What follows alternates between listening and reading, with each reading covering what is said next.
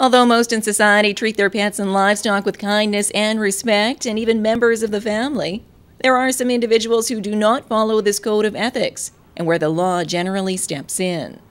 Following months of consultation with animal rights groups and other related organizations, the province of Saskatchewan has now introduced proposed amendments to the Animal Protection Act. These new changes would include increasing the maximum fine for animal abuse to $25,000 for each convicted offense. The current fines are a maximum of $5,000 for a first offense and $10,000 for second and subsequent offenses.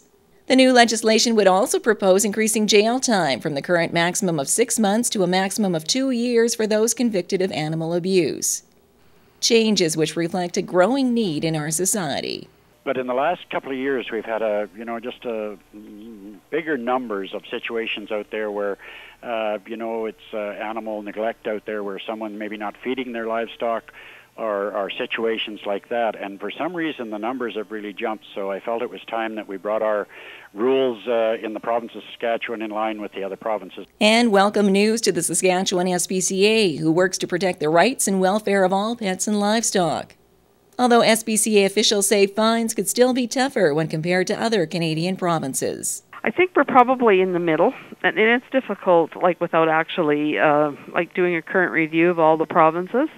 But I know, say, for example, our fines are higher than some provinces, but, say, not as high as others, such as Ontario, because the Ontario maximum fine is $60,000. Watch goes on to add that the changes to the Animal Protection Act have come a long way since the early 70s as a result of public pressure. The public expects us to respond on a timelier basis. And I think somebody asked me, do you, our complaints are coming up. And somebody asked me, do you think, there's more neglect in the province? And no, I don't think there is.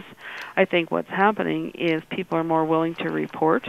The proposed changes to the Animal Protection Act will require 3 readings in the Saskatchewan legislature before being passed in the spring of 2011.